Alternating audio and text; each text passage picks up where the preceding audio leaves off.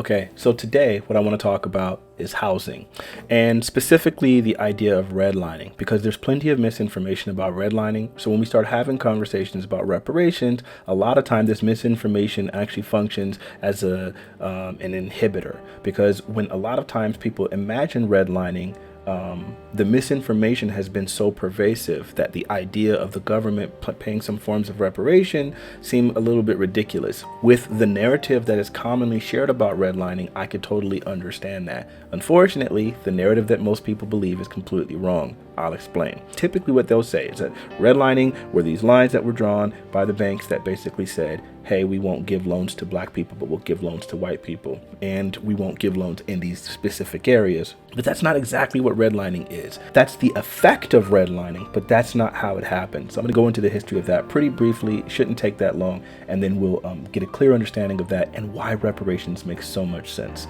So first off, in FDR's New Deal after the Great Depression, he created the Homeowners Loan Corporation. Its whole purpose was to refinance home mortgages currently in default to prevent foreclosures, as well as to expand home buying opportunities. Loans at that point were kind of what they called balloon loans. So you would have a loan and you would make these minimum payments, and then at the very end you needed to pay off the rest of the house after a certain amount of time. The fact is most people were living paycheck to paycheck and couldn't afford to pay for that. So then their homes were going to be foreclosed. And so since there was a great deal of these things happening, then they needed to find some way of preventing this. And so then they created this thing with the idea of trying to fix this housing crisis that was at that time. In 1934, the FHA, the Federal Housing Administration, created by the National Housing Act of 1934, began insuring loans for homes for Americans. Now, that's not the government, that's not the FHA loaning things to Americans. That's the FHA offering loan insurance.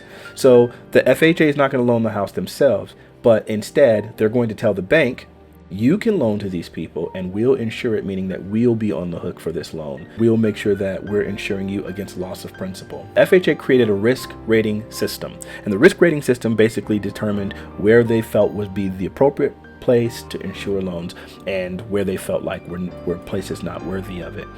Using red lines, they created borders around the areas that they felt should not be, that there shouldn't be loans to. These things were near and in African American communities.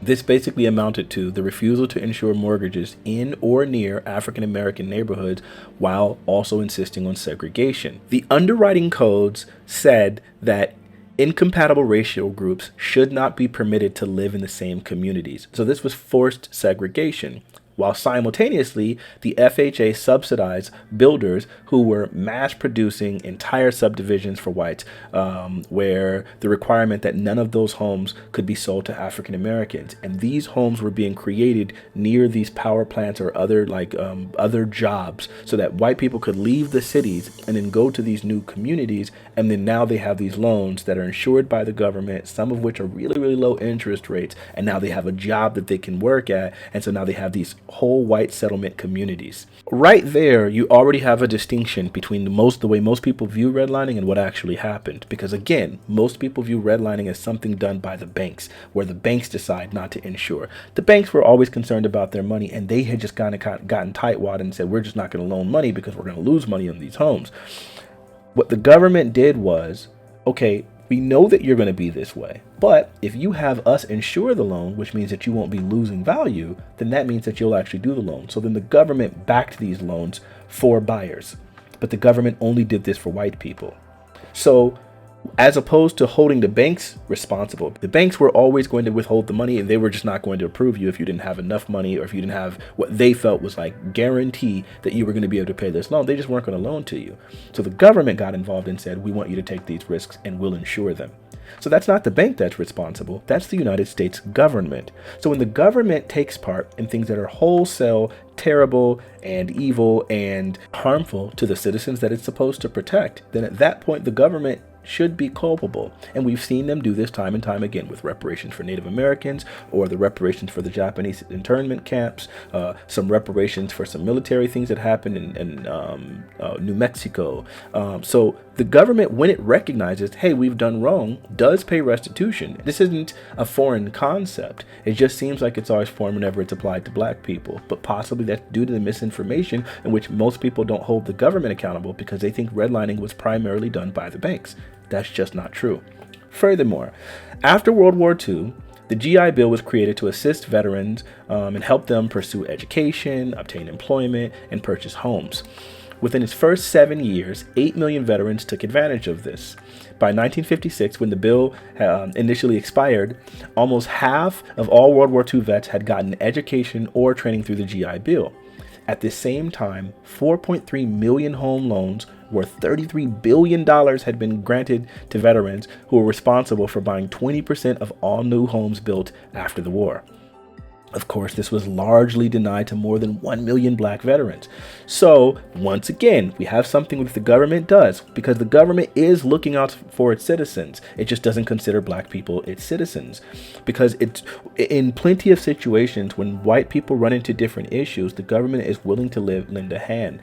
Welfare was largely enjoyed by white people, and most people were fine with it. It made all of the sense in the world. But then once once Reagan, I believe it was, started painting welfare as something that was black and being abused, then that started to sour people on it, even though the vast majority of people on welfare were white. So in this situation, it makes all of the sense in the world that you would say that if a person is going off to fight a war and defend this country, that the time that they're there in this war, they're not going to school, they're not learning a trade that's going to be able to be used in typical society, and so it's going to be hard for them to assimilate. Meanwhile, the people who didn't go to war have gone to school, have learned trades, have gotten work experience, and so now are really settled, are able to buy homes, start families, and so on and so forth.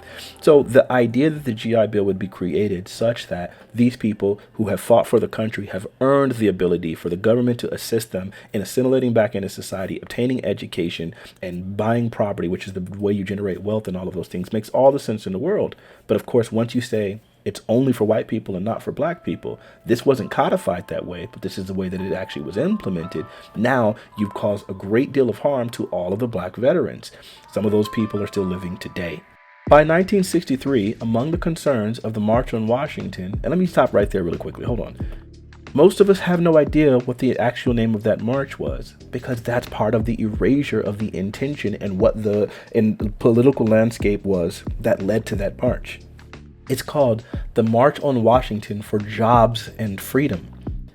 Black people were looking for employment opportunities and the end of some of the harsh Jim Crow and segregation that were affecting them, right? But we always forget about the jobs thing. Why was that? Like, we make it seem like, oh, we just don't like the segregation, but black people were struggling in these times. Among those concerned were demands for fair housing, better employment, end of police brutality. But the housing thing, you got to think this is 1963. Redlining has still had some of its massive effects. The GI Bill is still being restricted to the vast majority of black people. And so now at this point you have black people asking for housing and jobs and things like that, which the GI Bill was the thing that was supposed to provide. That was supposed to provide you with education and training. Housing was supposed to be provided by the GI Bill. So already the GI Bill was doing it, and of course the redlining was doing it, and so all of these things were really working very heavily against black people who were not able to generate the same wealth as their white counterparts. Housing was one of the chief concerns for the long hot summer of 1967. That's a whole nother video. We'll get into that another time. The Fair Housing Act of 1968 stopped the construction of these high-rise projects, because at the same time, while they were doing these high-rise projects that we are all familiar with, they were doing single-family homes for white people, single-family units that were public housing for white people, where they were able to go and assimilate in these communities and get these jobs and so on and so forth. But they went ahead and stopped that. However, it still contributed to segregation. As with most civil rights bills, this ostensibly was done to help African Americans, but it did the exact opposite. Application allowed participating white families to purchase new housing in suburban areas. Most participating black families had to purchase existing homes located in inner cities, aiding in white flight. the government has gone out of its way to help its citizens, specifically its white citizens. So when you hear conversations about pulling yourself up by your bootstraps, or, you know, my family came here from X country with only $10 in their pocket, and it's like, sure, but they were also white, which allowed them to live in better neighborhoods where there's better schools, allowed them better job opportunities, allowed them to access different federal funding and federal benefits that have allowed them to actually achieve some of the wealth that they have. When the government gives you zero interest loans, and then now you're able to generate wealth for your children and attend better schools and have better opportunities, then yeah, it seems like, yeah, you would probably do better. But when the government knows that these are where this is what's needed, but then specifically restricts this from black people, then that creates the income inequality that we've seen, and that creates the wealth inequality. And so when you see that this has happened and you've given these people a leg up, and we're in the capitalistic system, which is a beautiful system. I love capitalism. But when we're in that system where capital is one of the most necessary things in order to thrive, then when you've deprived people of such a huge amount of capital, considering 70% of wealth is in real estate, 70% of people's wealth portfolios are real estate, and you've done everything in your power to restrict home buying from black people. That doesn't mean that black people weren't able to find other ways of doing so. But when you've gone out of your way to do that, then it does seem like there should be some rectification. It does give answers to why there is a crime gap. It gives answers to why there's a poverty gap. It gives answers to why there's an education gap, because almost all of these things have to do with home buying. The home you live in suburban communities is going to you're going to be subject to significantly less violence, significantly better education, and significantly more wealth, because those houses mature at really decent rates. So then now all of the things that are needed to thrive, to live the American dream, to start a family, right? All of these things are really tied to housing, and you've done everything in your power to restrict that from black people. You owe the people something in order to rectify that, if you're going to claim to be the moral arbiter or a government that cares about its people. I don't need to quote Martin Luther King, I Had a Dream speech. Look up the portion that specifically talks about that bad check. I mean, I think he really explained it really, really clearly. Anyway, that'll do it for this video. I hope you guys enjoy. I hope that if you have any additional answers, or if you have any thing that you would like me to clarify, you can always message me in the comments. I do read all of my comments. You can always hit me up in my Discord. Please share this video, do the liking and subscribing and all that stuff. Alrighty, peace.